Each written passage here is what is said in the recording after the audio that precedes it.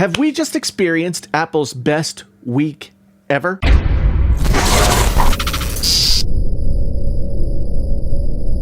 Hey there, friends on YouTube. My name is Jason, sometimes known as the JTL. This is Painfully Honest Tech. Tech so honest it hurts. If this is your first time here, thank you for stopping by. If you've been here before, thank you for coming on back again. It really is so sweet of you to do that. Anyway, let's discuss this. Apple had a banner week by any stretch of the imagination, and I think it behooves us to discuss. First off, they started out the week with some iPads on Monday. We got the 10.5-inch iPad Air. We got the 7.9-inch iPad Mini.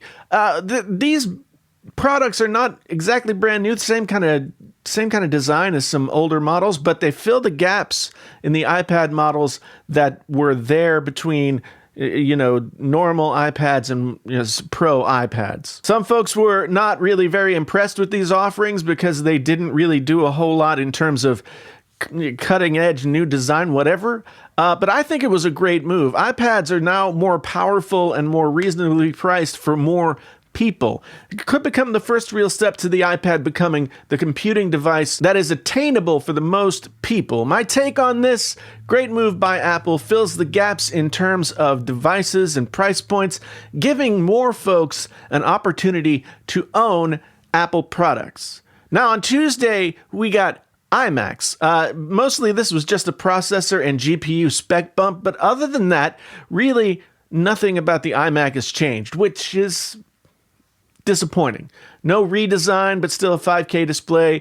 Was hoping for some kind of update. This has been basically the same design for the past 10 years if you consider the fatter iMacs of like 2009, 2010 as basically the same design as when they got thinner. It looks the same from the front, I guess. Still, it's a very good looking computer, and the spec bump brings them up to competition with even the iMac Pro, to be honest. A maxed out 27-inch comes out to $4,200, which is a lot of money. But the base iMac Pro is $49.99, so you're getting something that's comparable in terms of speed and power. You get a Vega 56 GPU to start with the iMac Pro, while the iMac, the top spec is a Vega 46, I believe. The iMac also doesn't, for some reason, have the T2 chip that's present on a lot of Apple's new computing products. It handles security as well as a bunch of other functions, and it's kind of weird that Apple didn't include it here. Also, they didn't upgrade to Bluetooth 5, which has been the case for pretty much all the recent Apple devices. This wouldn't be a big deal to me. I mean, really, it's Bluetooth. You're not going to run out of range at a desktop.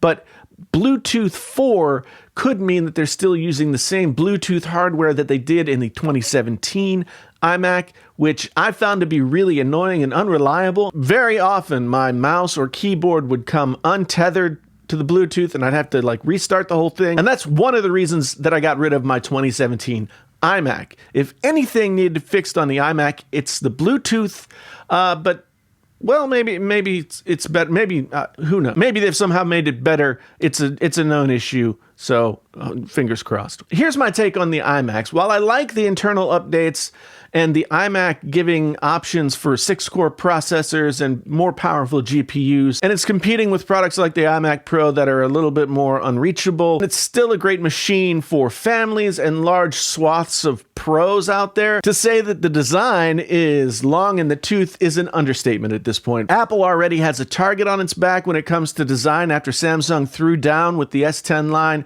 just a month or so ago, basically designing rings around Apple's now tired-looking iPhones. A lot of people were hoping for thinner bezels, new kind of look for the iMac, and we didn't get that. And if that's an early sign of how Apple is going to approach design this year, maybe things are not looking good. Finally, on Wednesday, after the announcements of the iPads on Monday and the iMacs on Tuesday, many people, there were rumors about some kind of new update to the iPod. Most people were expecting a refresh of the iPod Touch, while I held out hope that we might see a reintroduction of the iPod Classic, maybe with Apple Music integration. That would be really cool, and I would really love it if Apple did that, but they did not. Wednesday rolled around, and at first it kind of looked like we were getting nothing because there wasn't very much buzz going on. And then it was discovered that there was the release of these AirPods 2, which brings wireless charging to the case and the AirPods themselves, and has a newly designed H1 chip in the brand new AirPods model. The AirPods 2 also have the H1 chip, what Apple's calling an H1 chip, which they claim will give improved connection times, 2 times the connection speed when switching between devices, and 30% better latency between the screen and your ears, which they think is going to be good for gaming. I think it'll be good overall. The section on the website discussing the H1 chip ends with this sentence. So, whether you're playing games, listening to music, or enjoying podcasts, you'll experience higher quality sound. It's not clear what higher quality means here. Will the sound actually be better? That line seems to infer better sound, but it could also be read as the aforementioned improvements that I've just discussed will add up to higher quality sound. We won't know until we get them in our ears, and I have a pair coming next week, so I will be sure to let you guys know as soon as I have had a chance to experience whatever they mean by higher quality sound. A lot of folks complain that the AirPods were not redesigned to look better than the Q-tip design that they have currently.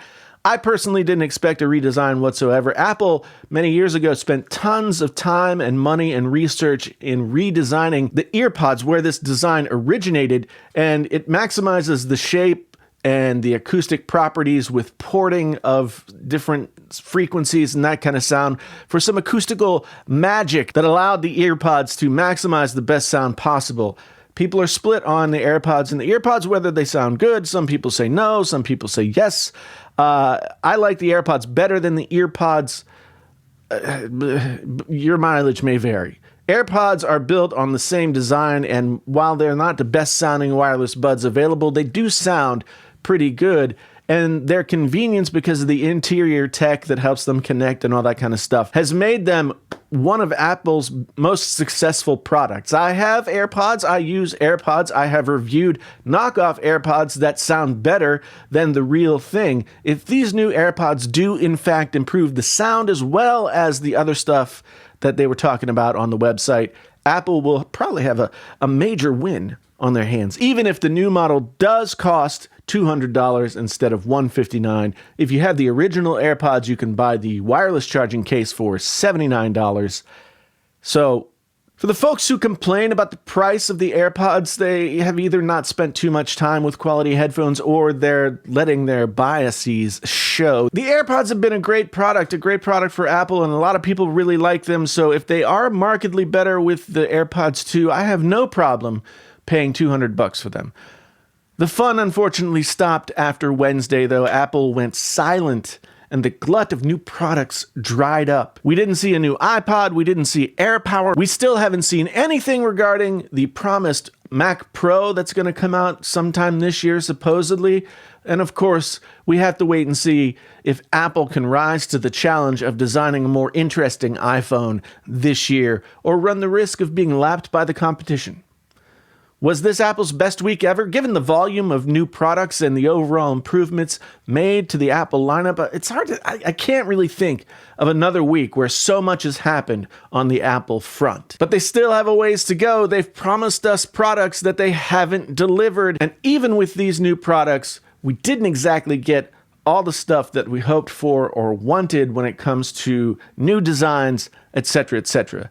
Maybe they're getting this stuff out of the way to wow us starting next week with the unveiling of their streaming service. Only time will tell. But this week, at least in my memory, was probably the biggest in recent memory in terms of volume of products we've seen come out of the space donut, and we can only hope that bodes well for the rest of the year.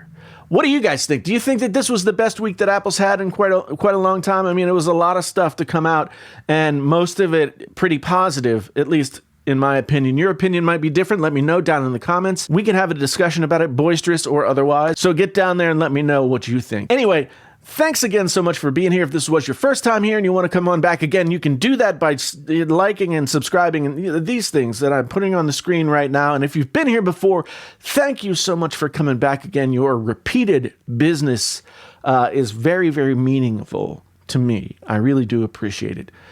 Hashtag Wizard Squad. Again, my name is Jason, sometimes known as the JTL. This is Painfully Honest Tech. Tech so honest it hurts.